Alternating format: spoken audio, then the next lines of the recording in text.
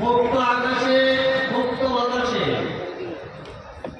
আওয়ামী মুক্ত বাংলাদেশে আমরা যে স্বস্তির নিঃশ্বাস ফেলতে পেরেছি, এই জন্য মহান আল্লাহ রব্বুল আলামিনের দরবারে কালিমাত শুকর আদায় করে আলহামদুলিল্লাহ।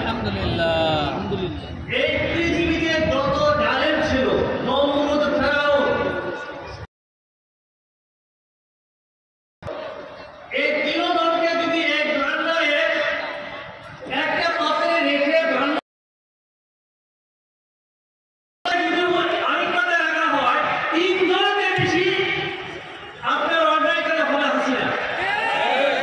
সে এমন অন্যায় করেছে, খুন এমনকি সে যে সমস্ত